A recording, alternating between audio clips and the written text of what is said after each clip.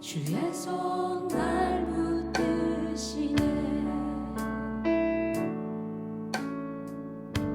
영원한 피난처 되시네. 깊어진 한숨 속에도 변함없이 우리를 일으킨 주의 손. 주의 손 날 붙드시네. 영원한 피난처 되시네. 깊어진 한숨 속에도 변함없이 우리를 일으키시네. 주의 아버지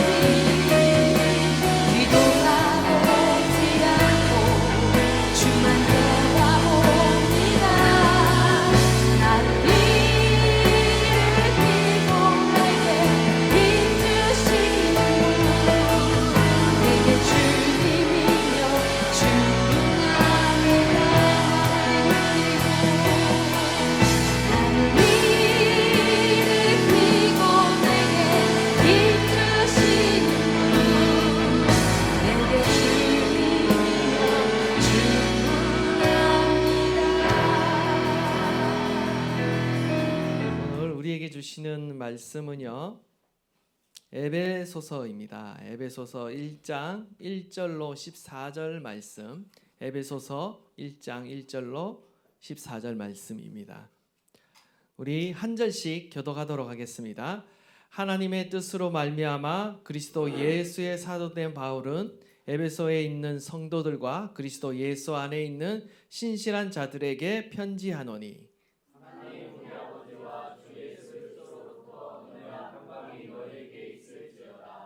찬송하리로다. 하나님 곧 우리 주 예수 그리스도의 아버지께서 그리스도 안에서 하늘에 속한 모든 신령한 복을 우리에게 주시되,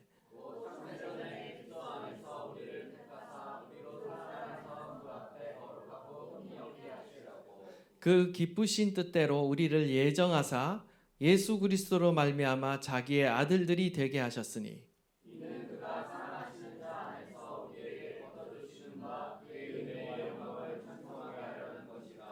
우리는 그리스도 안에서 그의 은혜의 풍성함을 따라 그의 피로 말미암아 속량 곧 죄사함을 받았느니라.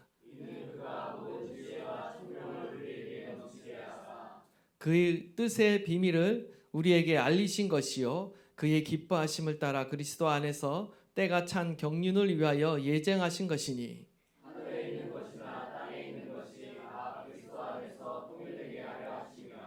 모든 일을 그의 뜻의 결정대로 일하시는 이의 계획을 따라 우리가 예정을 입어 그 안에서 기업이 되었으니,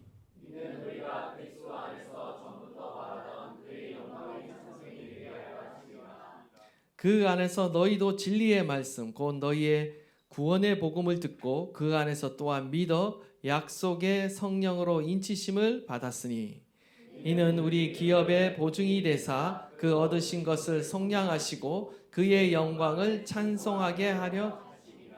아멘. 바울은 지금 감옥에서 에베소 지역의 여러 교회에 편지를 보내고 있습니다.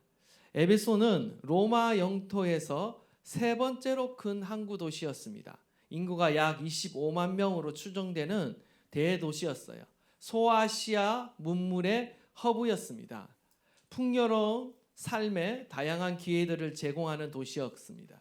인종과 문화, 종교 모든 면에서 풍족했고요. 다원화하고 혼합화를 이룬 도시였습니다. 당시 다수의 회당이 존재했다라고 하고요. 또한 상당한 규모의 유대 공동체가 존재했다라고 합니다.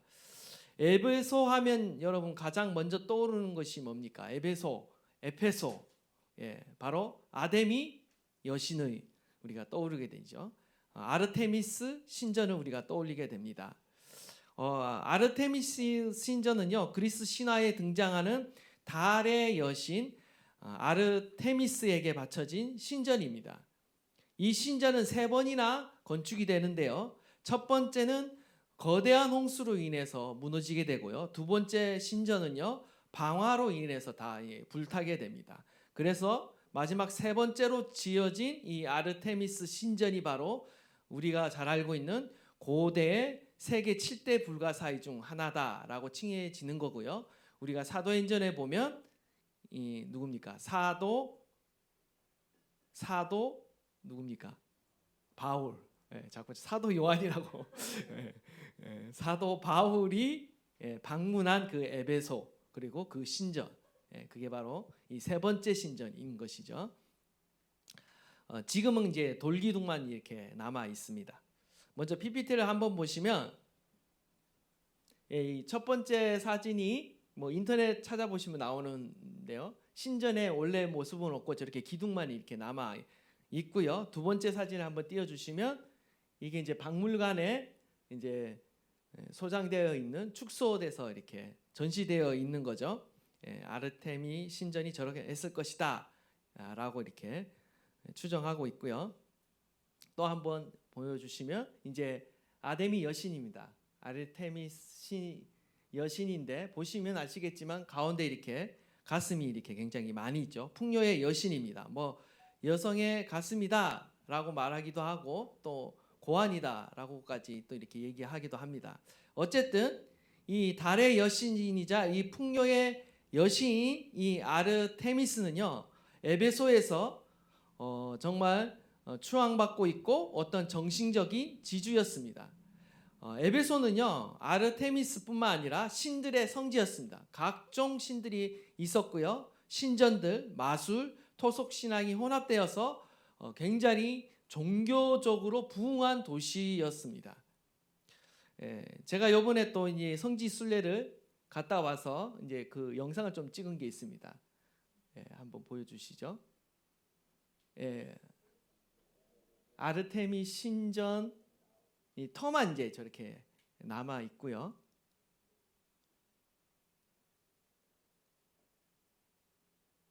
그 다음 영상 한번 보여주세요.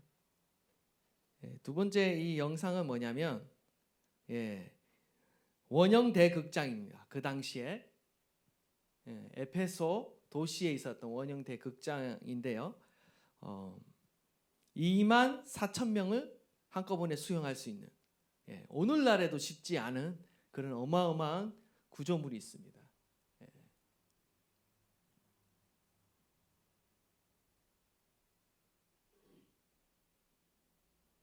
이렇게 계단이 있는데 이제 저기 이제 좌석인 거죠. 저기 앉아서 뭐 공연을 보든가 또 저 아래에서 이렇게 이야기를 하고 소리를 치면 마이크 스피커가 없어도 저 구조가요 굉장히 울리게 되어 있습니다. 2만 5천 명이 충분히 들을 수 있는 그런 울림이 있고요. 익숙한 얼굴이 보이네요.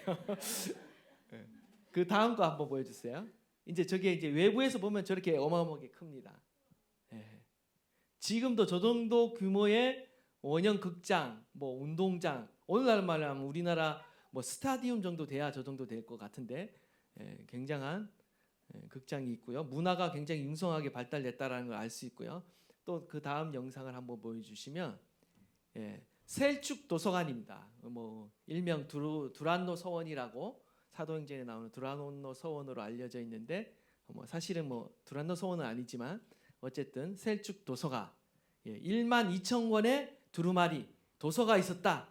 그래서 그 당시 세계에서 두 번째로 큰 도서관이 또 에베소 도시 안에 있었습니다. 에베소 지역이요 굉장히 큰 유적지입니다. 하루 아침에 다 이렇게 둘러볼 수 없는 어마어마한 유적지고요. 또 그 다음 영상을 한번 보여주시면 이게 뭔 것 같습니까? 이미 저한테 얘기를 들으신 분도 있는데 저게 딱 귀족들이 앉아 있는 의자입니다. 근데 화장실이에요, 화장. 수색식 화장실. 어마어마합니다. 그때 로마의 문화가 얼마나 발달되어 있었냐면 그 이전 시대까지 상수도와 하수도가 분리되어 있지 않아요. 우리는 당연하게 여기고 있지만 상수도와 하수도가 분리되어 있지 않습니다. 저기 이제 상수도고요. 그리고 아까 앉아 있는 데는 하수도에 그 밑에 물이 흘러요. 그래서 대변이나 뭐 소변을 보면 물에 따라서 이렇게 쉽게 내려가죠. 굉장히 청결한데요. 그렇기 때문에 이 로마가 지배한 나라들은 굉장한 문화적인 복지를 누렸다고 합니다. 우리가 생각하는 것보다 로마가 굉장히 위대한 일들을 많이 했어요. 엄청난 일들을 많이 했어요.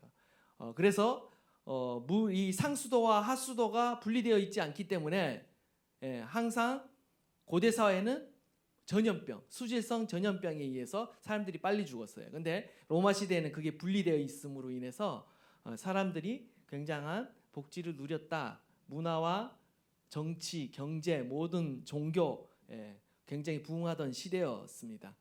또 보여주시면 이제 에베소 거리인데요. 굉장히 큽니다. 우리가 다 돌아보지 못할 정도로 굉장히 방대한 도시였고 어마어마한 도시였다라는 것입니다. 저기에서 사도 바울이 복음을 또 증거한 거죠. 바울은 이러한 에베소를요, 이제 2차 전도행을 마무리 짓는 시점에 마지막에 방문한 적이 있었습니다. 그래서 나중에 다시 3차 전도여행 때 재차 저 에베소 지역을 방문해서 약 3년 동안 쉼없이 눈물로 복음을 전했고요. 그래서 교회를 세운 지역이 이 에베소 교회였습니다. 에베소서는요 결국 이 우상 숭배로 가득한 이 에베소뿐만 아니라 그 인근의 소아시아의 그 교회들에게 그리스도만이 진정한 통치자이고 구원자이심을 알리면서 세상과 구별될 정말 하나님의 뜻에 따라 거룩한 삶을 살아가도록 권면하기 위해서 이 서신이 쓰여졌다라는 거죠. 그 당시 에베소 사람들은요, 이 아르테미스 여신을요, 하늘과 땅의 통치자여 도시의 수호신으로 여기고 있었습니다. 그런데 이 에베소를 읽어보시면 아시겠지만 진정한 하늘과 땅을 통치하시는 분이 누구예요? 예수 그리스도이심을 선포하고 있는 것이죠.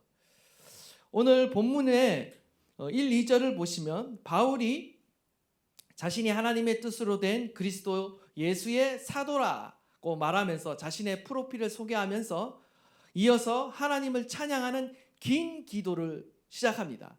일종의 시이자 찬송이에요.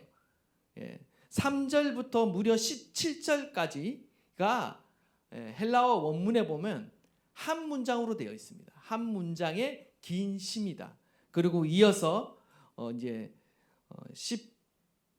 14절까지군요. 3절에서 14절까지 하나의 긴 시고요. 또 하나는 15절에서 23절까지가 또 하나의 문장. 이게 딱 두 문장으로 되어 있는데 우리 이제 한글 성경은 이것을 이해하기 쉽도록 이렇게 풀이를 했습니다.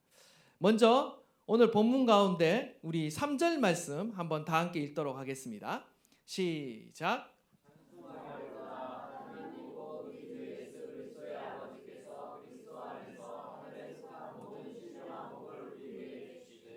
아멘. 성경에서 복에 대한 약속은요, 택하신 하나님의 백성에게 주시는 하나님의 은혜입니다. 복은 하나님의 백성에게만 베푸시는 은혜예요. 그리고 그 약속은 하나님의 명령에 순종할 때 그 복이 주어집니다. 그런데 신약에 와서는요, 이게 바뀌죠. 어떻게 바뀝니까? 그 복이 그리스도 안에서 주어진다라는 거예요. 여러분은 다 이렇게 복 받기 원하시죠? 우리 중에 복 받기 원하지 않는 분은 아무도 없을 것 같습니다. 축복은요, 하늘에 속해 있는 것입니다. 하나님께서 주시는 복은 세상이 주는 복과는 질적으로 다릅니다. 하나님께서는요, 저와 여러분에게 하늘에 속한 모든 신령한 복을 주시기 원하신다라고 말씀하고 있어요. 하나님은 복의 근원인 것입니다. 중요한 것은 이 복이 내 삶에 실현되기 위해서는 반드시 조건이 만족돼야 돼요. 어떤 조건이 만족돼야 되느냐? 그 조건은 바로 그리스도 안에서라는 것입니다.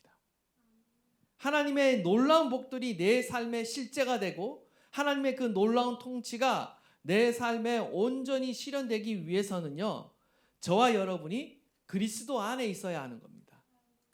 하나님의 모든 신령한 복들은 그리스도 안에서 그리스도를 통해 우리 가운데 베풀어지는 거예요.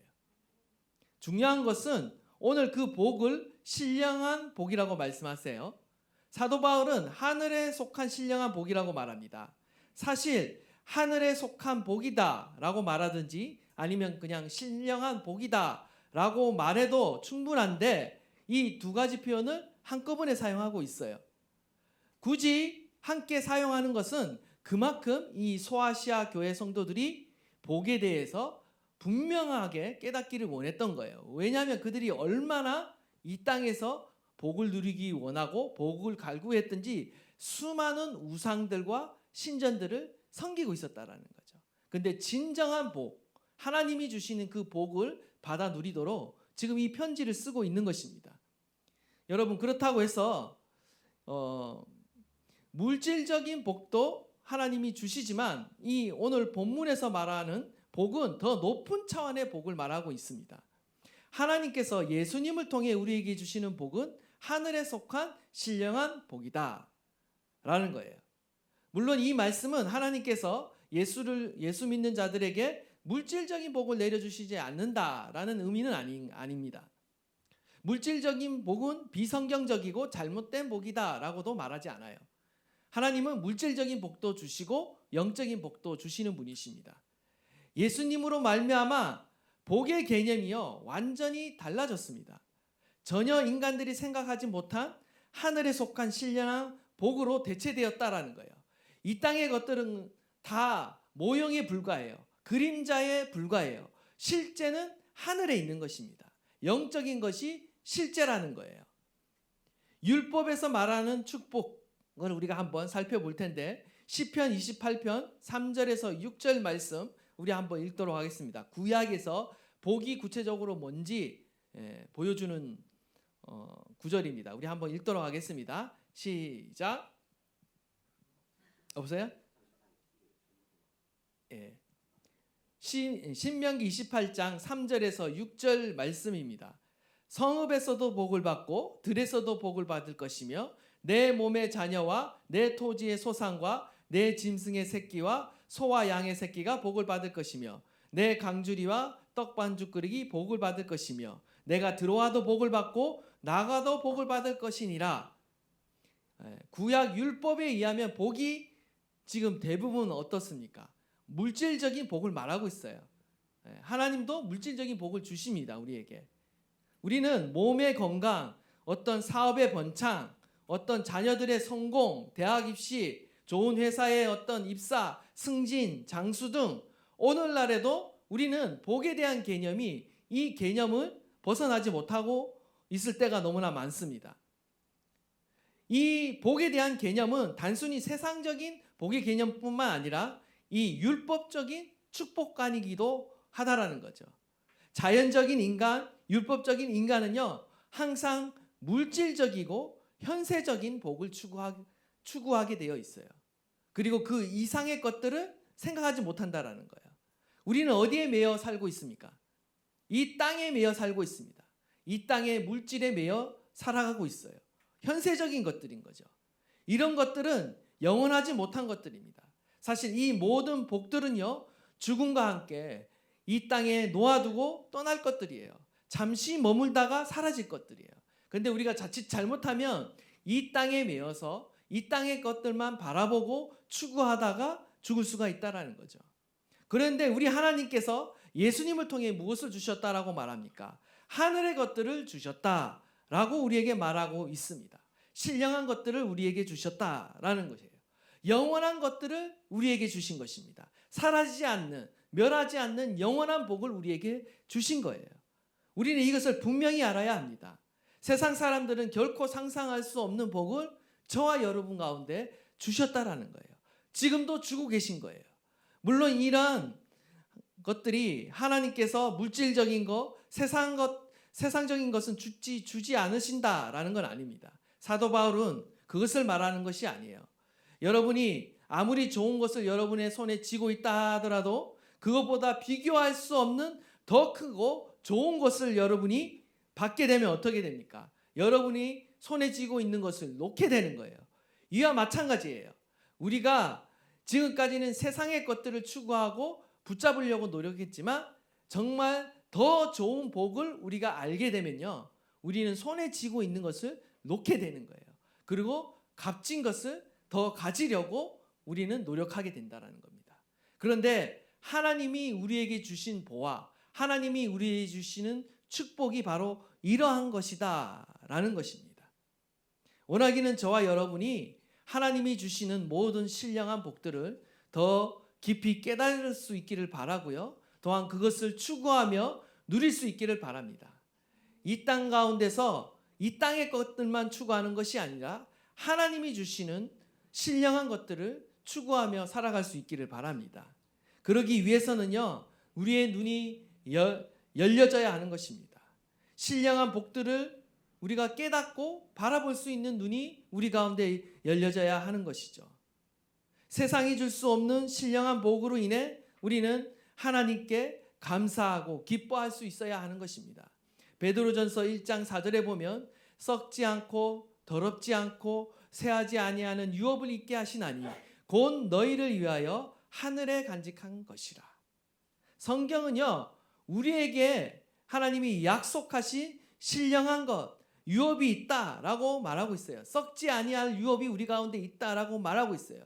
그게 구체적으로 무엇인지 우리가 다 알 수는 없지만 우리는 짐작을 하고 있죠. 우리가 하나님의 나라에 가게 될 때 누릴 유업이 반드시 있습니다. 우리를 위한 신령한 복이 예비되어 있습니다. 오늘도 우리는 그 복을 받아 누리기 위해 이 자리에 나온 것입니다. 그렇다면 성도들이 그리스도 안에서 누리는 이 하늘에 속한 신령한 복이 구체적으로 무엇인가? 이제 그 이후에 보면 이제 등장을 합니다. 첫 번째 뭐냐면요, 바로 성부 하나님의 선택이 복이다라는 거예요. 하나님이 창세전에 그리스도 안에서 저와 여러분을 선택하셨습니다. 우리 4절 말씀 다 함께 읽겠습니다. 시작.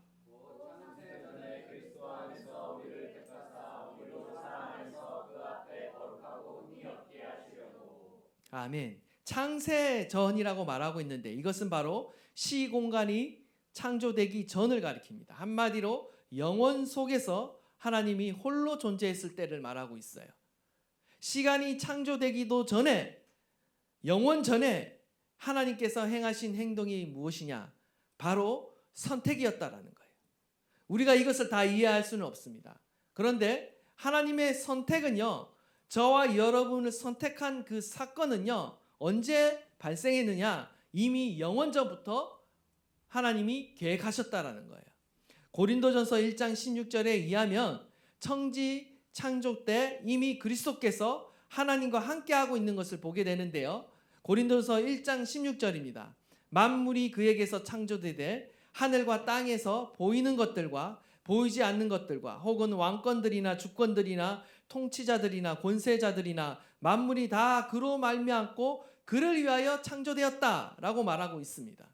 요한복음 1장 2절 3절에도 이와 동일한 말씀을 하는데 그가 태초에 하나님과 함께 계셨고 만물이 그로 말미암아 지은 바 되었으니 지은 것이 하나도 그가 없이는 된 것이 없느니라. 예수님이 이미 창세 전부터 성부 하나님과 함께 창조 사역에 동참한 사실을 우리가 알 수가 있습니다. 이와 마찬가지로 성도의 구원, 저와 여러분의 구원은요, 이미 그리스도 안에서 창세 전에 계획되었다라는 거예요. 그리고 하나님이 저와 여러분을 선택하셨다라는 것입니다. 이미 창세 전에 저와 여러분을 구원하시려는 계획을 가지고 계셨다라는 것입니다. 그리고 그 구원의 계획을 선지자를 통해 예언하시고 때가 되매 저와 여러분 가운데 예수 그리스도를 통해 이루셨다라는 것입니다. 사실 이게 놀라운 은혜이자 복인 것입니다. 세상에서 우리가 무언가를 선택할 때 다들 어떻게 선택합니까? 이 세상은요, 경쟁 사회입니다. 대통령 선거이든 국회의원 선거이든 뭔가 누군가를 뽑을 때는요, 항상 뭔가 공약을 내세우고 또 그 입후보한 사람들의 됨됨이가 어떠한지, 능력이 있는지, 자질이 있는지 점검하는 그런 시간을 가져요. 일종의 검증하고 또한 그 사람을 평가하기 위해 시험을 치른다라는 것이죠. 회사도 마찬가지고 학교도 마찬가지고 사회도 마찬가지입니다. 누군가를 뽑고 선택한다라는 것은 굉장히 높은 기준에서 합당한 사람을 고르는 거예요. 운동선수도요, 뽑기 위해서 여러 가지 시험을 치릅니다. 선발 기준이 있다라는 거예요. 그래서 테스트를 거친다라는 겁니다. 그런데 하나님께서 우리를 선택하셨을 때는 어떻게 선택하셨나? 그 시기가 창세 전이라는 것입니다. 이것이 의미하는 바가 무엇입니까? 하나님이 우리를 선발하신 것이 아니라는 거예요. 은혜로 선택하셨다라는 것입니다. 무조건적인 선택이라는 거예요. 우리의 어떤 능력, 자질, 그리고 우리가 어떤 행하는 모습, 선을 행하는 것, 아니면 우리가 주님께 충성하는 것을 보고 어떤 충성도를 보고 우리를 선택하고 선발하고 고른 게 아니라 창세 전에 이미 우리를 선택하셨다라는 것입니다. 조건을 보고 선택한 것이 아니라 무조건적으로 하나님의 주권 가운데 우리를 선택하셨다라는 것입니다. 이 은혜가 있기 때문에 우리는 구원을 받을 수 있게 된 거예요. 저와 여러분을 선택하신 그 하나님의 놀라운 은혜를 감사하시기를 바랍니다. 하나님이 저와 여러분을 픽하신 거예요. 수많은 사람들 중에 저와 여러분을 선택하셨습니다. 예. 여러분이 선택받아야 할 이유 10가지만 한번 대보십시오. 나를 선택해야 될 이유. 떠오르십니까? 나는 선택받기에 합당하다. 나는 충분히 선하고 의롭고 나는 능력이 있다. 하나님이 사용하신 훌륭한 인꾼이다. 그렇기 때문에 나는 당연히 뽑혀야 된다. 이렇게 생각하시는 분 계십니까? 아무도 우리가 주님 앞에서 그런 생각을 가질 수 없습니다. 하나님의 주권적인 선택이 없으면 우리는 구원받을 수 없다라는 거예요. 하나님의 이 선택이 창세전에 우리를 선택하신 이것이 바로 은혜이자 복이라는 것입니다. 또 한 가지는요. 예수 그리스도로 말미암아 하나님의 자녀가 되도록 예정하셨다라는 것입니다. 우리 5절과 6절 말씀 다 함께 읽겠습니다. 시작.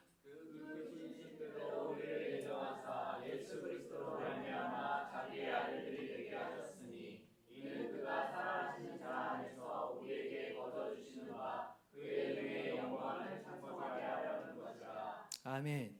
지금 두 번째 복은 예수 그리스도로 말미암아 하나님의 자녀가 되는 복입니다. 하나님께서 저와 여러분을 창세전부터 그의 기쁘신 뜻에 따라 하나님의 아들과 딸들이 되도록 예정하셨다라는 거예요. 이 아들들이라고 번역되어 있는 이 헬라어 원역은 휘오데시아입니다. 번역하면 양자 삼음이란 뜻이에요. 본문 외에도 성경 신약 가운데 4번 사용되었는데 이 바울만이 이 단어를 사용했습니다. 왜냐하면 이 양자 삼는 것이 유대인들에게는 좀 생소한 개념이었고요. 로마인들에게는 흔히 사용되는 개념이었습니다. 나면서부터 로마 시민이 된 이 바울은요, 이 개념을 잘 알고 있었습니다. 로마법에 의하면 이 양자를 삼으면요, 로마 시민권을 가진 사람은 양자를 드릴 수 있었습니다. 그 당시.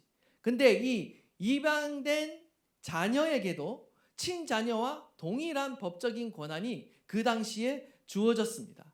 심지어 자신을 입양한 양아버지의 이름을 물려받았고 그의 모든 재산도 또 함께 상속받을 수 있었으며 또한 아버지의 그 신분을 물려받을 수 있었어요.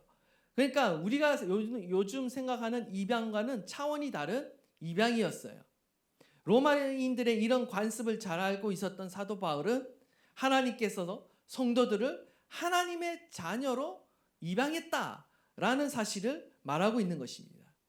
이 양자 삼음은 바울만이 주장하는 독특한 사상은 아닙니다. 이 양자 삼음이라는 이 단어를 직접 사용하지 않지만 동일한 개념이 요한복음에도 나옵니다. 여러분이 잘 알고 계신 말씀이에요. 요한복음 1장 12절 말씀 우리 한번 다 함께 읽겠습니다. 시작.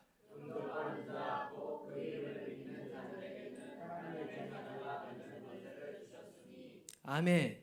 우리가 예수 그리스도를 영접할 때 하나님의 자녀가 되는 권세를 주셨다라는 것은 전에는 하나님의 아들과 딸이 아니었는데 아들과 딸이 되는 권세를 주셨다라는 겁니다. 이것도 바로 양자 삼음과 동일한 의미를 가지는 것이죠. 양자 삼음에는 한 가지 특징이 있습니다. 뭐냐면요, 양자 삼는 이 과정은요, 이 어떤 양자의 노력이나 자격이 전혀 관여하지 않는다는 거예요. 오직 무엇만이 관여하느냐?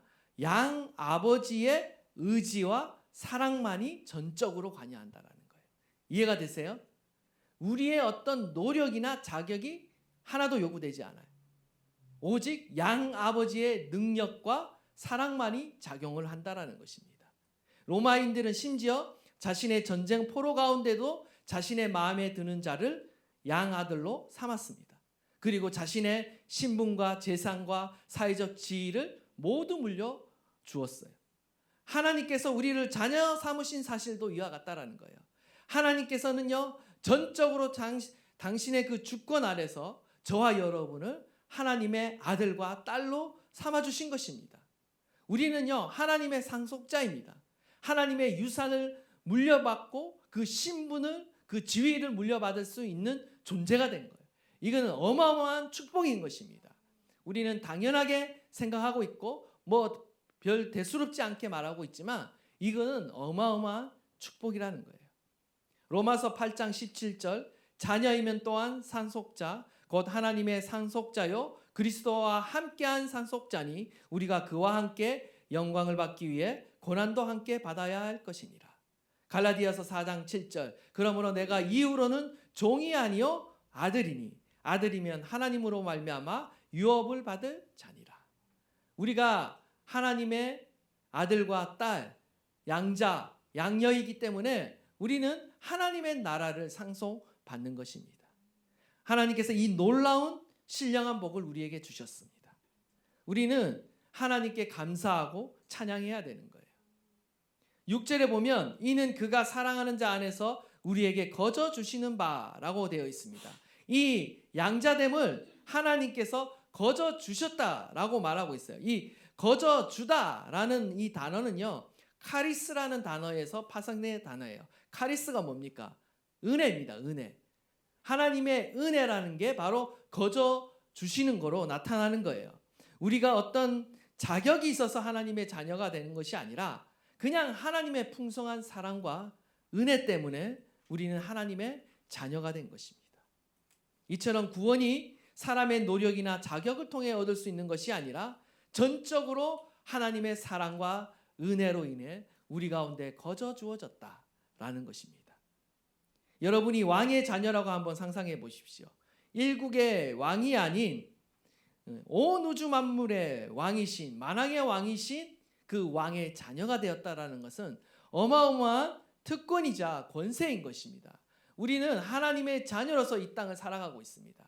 하나님이 주신 놀라운 그 권위 아래 그리고 그 통치 아래 우리가 살아가고 있다는 그 사실에 여러분 스스로를 자랑스럽게 여기시기를 바랍니다.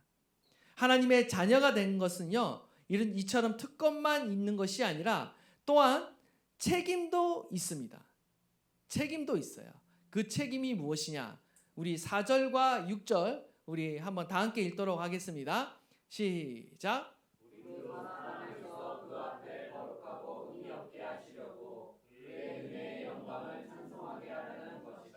아멘. 하나님의 자녀다운 삶의 책임은요, 바로 거룩하고 흠없는 삶이에요. 거룩하고 흠없는 삶을 살았기 때문에 우리를 구원하고 하나님의 자녀를 받아주시는 것이 아니라 반대인 것입니다. 우리가 하나님의 자녀가 되었기 때문에 그 신분에 맞는 책임 있는 삶을 살아야 되는데 그 삶이 바로 거룩하고 흠없는 삶이라는 거예요. 나아가 하나님께 영광을 돌리는 삶을 살아야 한다라는 것입니다. 하나님의 영광을 찬송하며 하나님을 드러내며 우리는 살아야 한다라는 것입니다. 이것이 바로 하나님의 자녀로 어떤 책임이자 특권이자 명예라는 것입니다. 중요한 것이 무엇입니까? 우리가 어떤 존재인가를 우리가 깊이 깨닫고 살아가야 한다라는 거예요. 여러분 그거 아세요? 여러분이 여러분 스스로를 누구라고 생각하느냐에 따라서 여러분의 삶의 태도와 자세는 완전히 달라져요. 여러분이 여러분의 신분에 걸맞는 어떤 자태와 품위와 행동이 나오게 되어 있습니다. 여러분이 하나님의 자녀이자 왕의 자녀임을 진정으로 깨닫는 순간 여러분은 다시는 과거의 옛사람으로 살아가지 않게 되고요. 새로운 신분에 걸맞는 새 사람이 가진 그 품성과 자태와 태도와 어떤 품위를 가지고 살아가게 되어 있다라는 거예요. 우리가 왜 변화되지 않느냐? 우리 자신을 하나님의 자녀요, 왕의 자녀로 우리 스스로 바라보고 있지 못하는 거예요. 우리의 자존감이, 정체성이 아직 하나님의 자녀, 왕의 자녀라는 사실을 진정 깨닫지 못하고 있기 때문인 것입니다. 우리는 하나님께서 우리에게 주신 이 신령한 복을 더 깊이 깨달아야 돼요. 그래서 우리의 입술과 행동과 우리의 어떤 품격 안에 하나님의 자녀로서의 그 아름다운 품격, 거룩하고 흠없는 그 품격이 흘러나오도록 해야 한다는 것입니다. 원하기는 저와 여러분이 하나님의 자녀로서 이 땅을 당당하게 살아갈 수 있기를 간절히 바랍니다. 저와 여러분은 하나님의 자랑스러운 자녀예요. 하나님이 사랑하시는 자녀예요. 왕의 자녀라는 것이죠. 또한 두 번째 복은 뭐냐? 성자 예수 그리스도의 구속이라는 것입니다. 우리는 그리스도의 피로 말미암아 죄 용서를 받았습니다. 우리 7절 말씀입니다. 다 함께 읽겠습니다. 우리는 그리스도 안에서 그의 은혜의 풍성함을 따라 그의 피로 말미암아 속량고 죄 사함을 받았느니라. 아멘. 우리가 하나님께 감사하고 찬양해야 될 또 하나의 이유는 하나님께서 예정하신 자들이 하나님의 자녀 삼으려는 하나님의 계획이 있으셨는데 그 예정하신 자들이 어떻습니까? 죄로 인해 그 자격을 상실했다라는 거예요. 그러나 하나님은 그럼에도 불구하고 그들을 포기하지 아니하시고 자신의 피로 말미암아 죄를 용서하시고 다시 구원하시고 그들의 자격을 다시 회복시켜 주셨다라는 거예요. 이것이 은혜인 것입니다. 죄의 대가를 우리가 치른 것이 아니라 예수님께서 대신 치르신 것입니다. 속량이라는 개념은요, 대신 값을 치르고 사는 것입니다. 예수님의 피값으로 하나님께서 저와 여러분을 사셨습니다. 그리고 자유케 하셨어요. 죄와 사망의 노예에서 예수의 피값을 치르고 사셔서 우리를 지옥의 권세에서 해방시켜 주셨습니다. 죄 용서의 결과 우리는 하나님의 자녀가 된 것입니다. 우리는 여전히 부족합니다. 여전히 넘어집니다. 그러나 우리가 여전히 담대하게 하나님 아버지 앞으로 나갈 수 있는 이유는 오직 예수 그리스도의 그 피의 공로 때문이라는 거예요. 히브리서 10장 19절 20절 그러므로 형제들아 우리가 예수의 피를 힘입어 성소에 들어갈 담력을 얻었나니. 우리는 오늘도 예수의 피를 힘입어 담대하게 주님 앞에 나아가는 것입니다. 우리가 여전히 부끄러운 죄가 있고 실수하고 넘어지지만 우리는 그리스도의 피를 의지함으로 하나님 앞에 나가는 거예요. 하나님이 이 놀라운 은혜를 우리 가운데 부어주셨습니다. 이 놀라운 복을 우리 가운데 부어주셨어요. 우리가 연약하여 죄를 지을 때에도 죽지 않도록 살 길을 열어주셨습니다. 죄 용서받을 길을 열어주신 것입니다. 예수 그리스도의 피가 저와 여러분의 모든 죄를 깨끗하게 하실 것입니다. 우리는 날마다 예수 그리스도의 피의 공로를 힘입어야 돼요. 그리고 날마다 죄를 질 때마다 그리스도의 피의 능력으로 우리의 모든 죄를 씻겨내고 끊어내고 승리해야 하는 것입니다. 원수가 아무리 우리를 조롱하고 비난하고 정죄하고 낙담시키려고 할 때에도 예수의 피를 의지해서 우리는 담대하게 승리해야 되는 것입니다. 결국 하나님께서 저와 여러분을 거룩하게 하시고 하나님의 자녀답게 우리를 빚어가시는 줄 믿습니다. 두 번째, 하나님의 신비한 뜻과 계획을 깨닫는 지혜와 총명을 우리 가운데 주셨다라는 것입니다. 8절을 보시면 하나님은 우리에게 모든 지혜와 총명을 넘치게 주셨다라는 거예요. 죄 용서로만 끝나는 것이 아닙니다. 우리 가운데 지혜와 총명을 주셨어요. 우리 8절 9절 세 번역으로 되어 있는데 한번 다 함께 읽도록 하겠습니다. 시작. 하나님은 우리에게 모든 지혜와 총명을 넘치게 주셔서 그리스도 안에서 미리 세우신 하나님이 기뻐하시는 뜻을 따라 하나님의 신비한 뜻을 우리에게 알려주셨습니다. 아멘. 예수님의 십자가는요 단지 죄사함만을 위한 것이 아니라 하나님의 비밀, 하나님의 뜻의 비밀을 밝히는 열쇠예요. 십자가 안에 그리스도의 비밀이 담겨져 있습니다. 하나님의 풍성한 은혜는 죄 용서뿐만 아니라 그리스도 안에 있는 하나님의 신비한 뜻을 알려주셨다라는 건데요. 개역개정에는 비밀이라고 되어 있습니다. 헬라어로 미스테리온이란 신비, 우리 미스테리라고 그러죠. 신비라는 의미입니다. 이 용어의 뜻은요, 어떤 비밀스러운 신비스러운 단체가 자신의 회원에게만 알려주는, 그리고 외부에게는 알려주지 않는 비밀을 가리킬 때 이 단어를 사용하는 거예요. 성경에서는요, 성도가 아닌 자는 깨달을 수 없는 진리를 바로 이 신비라고 말하는 것입니다. 우리를 구원하신 하나님은요, 그리스도 안에서 그분이 대체 무슨 일을 하셨는지, 그리고 그 일이 어떤 의미를 갖고 있는지, 그리고 그걸 통해 우리가 어떤 풍성한 은혜와 복을 받았는지, 이러한 것들은요, 예수를 믿지 않는, 구원받지 않는 사람들에게는 비밀이고 신비로 가려져 있는 것입니다. 믿는 자만이 알 수 있는 비밀이에요. 이것은 세상의 지혜와는 전혀 다른 겁니다. 그리스도 안에서 허락된 거예요. 성도를 향한 구원은요, 창세전부터 계획된 하나님의 뜻이라는 것도 이것도 하나님이 열어주시지 않으면 알 수 없는 비밀이에요. 인간의 지혜로는 알 수 없는 진리인 것이죠. 그래서 감추어진 신비다라고 말하고 있는 것입니다. 하나님께서는요, 그리스도가 이러한 하나님의 신비, 비밀을 밝히 드러내 주셨다라고 말하고 있어요. 창세 전부터 계획된 일이 절정을 향해 달려왔고 그리스도 안에서 성취가 되었습니다. 그리고 이제 믿는 성도가 깨달을 수 있도록 하나님께서 지혜와 총명을 우리 가운데 부어주셨어요. 그리고 이제 저와 여러분이 그 비밀을 깨닫게 되었습니다. 그리고 소유하게 되었어요. 바울이 말하는 이 비밀, 예수 그리스도를 통해 비로소 확연하게 드러난 이 신비는 무엇인가? 궁극적으로 이 신비는 10절에 나오고 있습니다. 우리 10절 말씀 다 함께 읽도록 하겠습니다. 시작.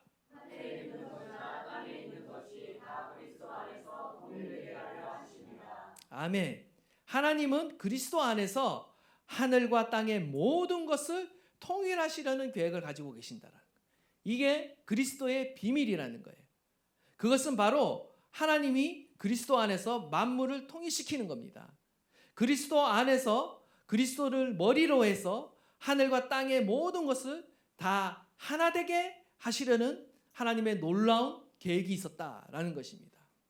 창조 이후로 타락으로 오랫동안 갈라졌던 하늘과 땅을 통일해서 피조 세상을 하나님을 회복시킬 것입니다. 하늘과 땅에 있는 모든 것들에서 제외될 것은 아무도 없어요. 그 모든 것이 그리스도의 권세 아래 복종하게 될 것입니다. 창조된 모든 물질 세계뿐만 아니라 천사와 영적 존재들까지 모든 세계가 그리스도의 권세 아래 복종하게 될 거라는 거예요. 마치 강력한 정복자가 등장해서 여러 민족들을 병합하고 하나로 통일해서 자기 통치 아래 두는 이 행위를 우리는 주로 뭐라고 말합니까? 제국을 건설했다라고 말하죠. 마치 이와 같이 예수 그리스도께서 세상 만물을 모두 하나로 제국처럼 통일하게 통일시켜서 하나님이 다스리겠다라는 거예요. 그러나 우리가 세상 권세와는 달리 어떻게 다스립니까? 사랑과 정의로 평화로 다스린다라는 거죠. 예수님께서 온 천지 만물을 하나로 통일시키시고 주님께서 머리로서 다스리신다. 이것이 비밀이었다라는 거예요. 그러나 예수 그리스도를 통해 우리 가운데 밝혀졌다라는 거죠. 성경은요, 하나님과 인간이 함께 있었던 때를 증거하고 있습니다. 여러분이 잘 아시는 바로 에덴 동산에 있었을 때. 그때는 우리가 하나님과 친밀한 교제를 누렸습니다. 그러나 결국 거기서 인간이 범죄함으로 이 에덴에서 쫓겨나게 되죠. 하나님과 인간 사이가 단절되게 되었어요. 그런데 여기서 끝난 것이 아닙니다. 인간과 인간 사이에도 불화가 생기고 단절이 생기기 시작합니다. 처음이 바로 아담과 하와 부부 사이에서 생기게 되죠. 나아가 형제지간 에서와 또 누굽니까? 에서와 가인과 아벨, 가인과 아벨 사이에도 생기고 최초의 살인이 벌어지죠. 나중에 라멕 시대에 가면 최초로 이웃을 살해하는 일이 일어납니다. 그리고 점점 그 불화가 번지면서 어떻게 돼요? 민족과 민족이 죽이는 전쟁이라는 것이 일어나게 되죠. 이렇게 모든 관계가 깨어지게 되게 되어 있습니다. 뿐만 아니라 자연과 인간 사이에도 어떤 질서가 깨어졌습니다. 우리 자연이 어떻게 됩니까? 그 전에는 인간이 이 모든 자연을 다스리고 지배했습니다. 그런데 타락 이후에는요, 그 창조의 질서가 파괴가 되는 거예요. 자연이 더 이상 인간의 다스림을 받는 존재가 되는 것이 아니라 오히려 인간을 위협하고 괴롭히는 존재가 됐어요. 그런데 하나님께서 인류를 구원하실 때 예수 그리스도의 십자가를 통해 하나님과 우리 사이를 하나 되게 하셨고요. 나아가서 어떻게 하십니까? 인간과 인간 사이를 화목하게 하시고 하나 되게 하시는 거예요. 나아가 인간과 자연 세계를 또 하나 되게 하신다는 거예요. 그래서 모든 창조의 질서를 주님께서 회복시키신다는 것입니다. 그래서 성경에 보면 에베소서에 여러분이 서신을 읽게 되면요, 무엇을 이야기하고 있냐면 이방인과 유대인을 화목하게 하시고 하나 되게 한다라는 그것을 말하고 있고요. 민족과 화합하고요. 남자와 여자가 하나가 되고요. 원수가 되었던 사람과 화목하게 되고요. 또 부부가 하나가 되고 부모와 자녀 사이가 하나가 됩니다. 그리고 주인과 종이 하나가 됩니다. 인간과 자연이 화목하게 됩니다. 양육방식과 적자 생존으로 살아가는 이 사회가 평화로 사랑으로 하나가 되는 거예요. 하나님이 이렇게 예수 그리스도를 통해서 모든 만물을 통일시키시고 하나 되게 하시려는 계획을 하나님께서 세우셨다라는 겁니다. 창세전부터 세우셨다라는 거예요. 그리고 이 비밀을 우리 가운데 알려주시고 하나님께서 또한 누리게 하신다라는 것입니다. 궁극적으로 이러한 평화의 세상은 결국 예수 그리스도의 재림을 통해 우리가 경험하게 되겠지만 부분적으로 우리가 이 땅을 살아갈 때 하나님의 나라를 경험하도록 하나님이 역사하셨습니다. 이 땅 가운데 살아갈 때 우리가 경험하는 그 모든 불화의 자리, 분쟁의 자리, 분리의 자리에 예수 그리스도의 복음이 들어가면 하나가 되고 서로 용서하고 화해하고 화목하는 일이 일어나는 것입니다. 원하기는 저와 여러분의 삶 안에 이 하나님의 놀라운 화평의 역사, 통일하게 하시고 하나 되게 하시는 이 놀라운 역사가 저와 여러분의 삶 안에 나타나기를 간절히 바랍니다. 골로새서 1장 20절입니다. 그의 십자가의 피로 화평을 이루사 만물 곧 땅에 있는 것들이나 하늘에 있는 것들이 그로 말미암아 자기와 화목하게 되기를 기뻐하심이라. 그리고 이제 세 번째는요, 성령 하나님의 인치심과 보증입니다. 성령으로 저와 여러분을 인치셔서 성도의 최종 구원을 보장해 주셨다라는 것입니다. 우리 13절과 14절 말씀 다 함께 읽겠습니다. 시작. 여러분을 구원하는 복음을 듣고서 그리스도를 믿었으므로 약속하신 성령의 날인을 받았습니다. 이 성령은 하나님의 소유인 우리가 완전히 구원을 받을 때까지 우리의 상속의 담보이시며 우리로 하여금 하나님의 영광을 찬미하게 하십니다. 아멘. 하나님께서 그리스도 안에서 통일된 하늘과 땅, 회복된 새 창조 세계를요, 구원받은 저와 여러분에게 유산으로 물려주시는 겁니다. 저와 여러분에게는요, 이 땅에서 비교할 수 없는 유산이 지금 기다리고 있어요. 여러분 흥분되십니까? 상상이 안 될 것 같아요. 지금 여러분이 뭐 굉장한 재산을 갖고 있는 것 같아요. 전혀 부럽지 않는 듯한 표정을 짓고 계시는데 여러분에게 물려줄 하나님의 놀라운 유업, 재산이 있다라는 것입니다. 그런데 그것을 우리가 어떻게 보장하냐는 거예요. 그래서 사람들이 하는 말이 죽어봐야 아는 거 아니냐, 구원도 죽어봐야 아는 거 아니냐 이렇게 말하는 분이 있는데 그럴까 봐 하나님께서 담보를 주셨어요. 보증으로 뭘 줬냐면 성령 하나님을 우리 가운데 보내셔서 성령으로 우리 가운데 인치셨다라는 것입니다. 보증을 안 하셔도 되는데 하나님이 보증하셔서 우리의 구원이 결코 취소될 수 없고 우리를 향한 하나님의 약속, 하나님의 유업의 약속이 결코 취소될 수 없는 확실한 것이다 라는 보증으로 성령 하나님께서 우리를 보증해 주신다라는 것입니다.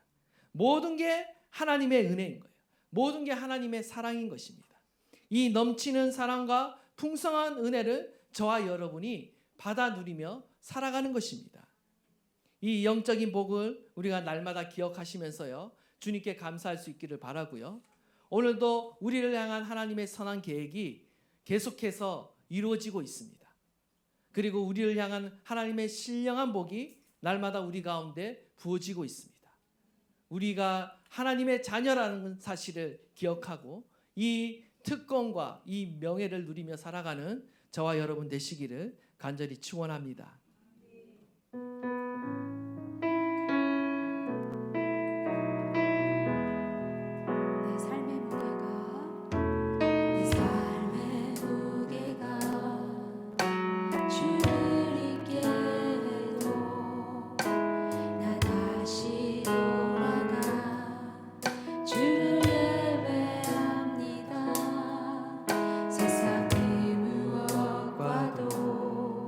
비교할 수 없는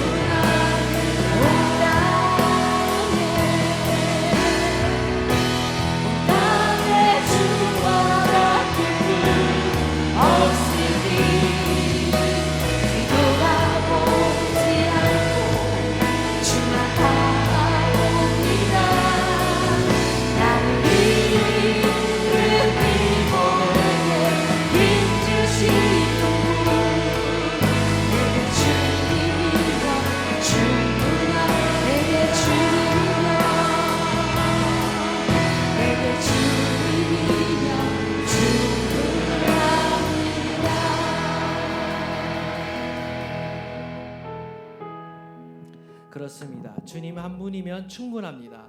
예수 그리스도 안에서 하늘에 속한 모든 신령한 복을 주님께서 우리 가운데 부어 주셨습니다. 오늘도 하나님이 넘치는 그 사랑과 은혜로 우리와 함께하고 계시고, 오늘도 우리를 일으켜 세우시며 날마다 우리를 돕는 한량없는 은혜를 우리 가운데 부어 주십니다. 하나님의 선택과 예정 가운데 저와 여러분은 하나님의 자녀가 되었습니다. 하나님의 자녀의 특권을 얻게 되었습니다. 하나님의 나라를 상속받게 되었습니다. 그리고 성령으로 인해 보증을 받게 되었습니다. 이것보다 더 확실한 복이 어디 있습니까? 저와 여러분을 위해 하나님의 아들조차 아끼지 아니하시는 그 주님께서 오늘도 우리 가운데 필요한 그 모든 것을 능히 채워주시고 도와주시고 힘주시고 우리와 함께하지 않겠습니까? 주님의 그 사랑과 은혜를 의심하지 마십시오. 풍성한 은혜와 사랑이 우리 가운데 예비되어 있고 지금도 우리 가운데 부어지고 있는 줄 믿습니다. 하나님이 우리를 구원하여 주심을, 우리를 하나님 자녀 삼아 주심을 감사합니다. 하나님의 자녀답게 이 땅을 당당하게 떳떳하게 살아가게 하여 주십시오. 하나님, 세상의 것들을 부러워하는 것이 아니라, 이 땅에 부족한 것을 바라보며 한탄하는 것이 아니라 이미 그리스도 안에 우리 가운데 부어주시고 예비하고 계시며 풍성하게 누리게 하실 그 영적인 신령한 복을 바라보는 가운데 날마다 감사하며 찬양하게 하시며 하나님의 그 자녀의 권세를 누리게 하여 주시옵소서. 우리 다 함께 한번 주여 부르짖고 동성으로 기도하도록 하겠습니다. 주여, 예, 주님, 우리에게 주신 것이 하나님 너무나 크고 놀라운 하나님의 은혜이자 사랑임을 믿습니다. 하나님께서 엄청난 것을, 놀라운 것을 우리에게 주셨건만 우리가 그 은혜를 깨닫지 못하고 감사하지 못하고 살아가고 있지는 않습니다. 이미 우리가 가진 하나님의 그 복과 우리가 가진 하나님의 그 권세를 누리고 있지 못하지는 않습니다. 하나님, 깨닫게 하여 주십시오. 더 깊이 깨닫게 하여 주십시오. 그리함으로 하나님이 우리에게 허락하신 놀라운 신령한 복들을 누리며 살아가게 하여 주십시오. 하나님이 창세전에 우리를 선택하셨고 예정하셨고 하나님의 자녀 삼아주셨고 예수의 피로 우리의 죄를 날마다 용서하시며 하나님 나라의 그 유업을 우리 가운데 허락하시며 성령으로 오늘도 우리를 인치시고 우리를 보호하시고 지키시며 인도하시는 그 하나님의 놀라운 은혜가 우리 가운데 있습니다. 우리가 주님 한 분만이면 충분합니다. 하나님 풍성한 은혜를 우리가 날마다 누리게 하여 주십시오. 오늘도 우리가 힘겹게 하루를 살아가지만 하나님의 은혜가 있기에 우리가 오늘도 일어서며 승리합니다. 하나님, 때마다 시마다 복는 은혜를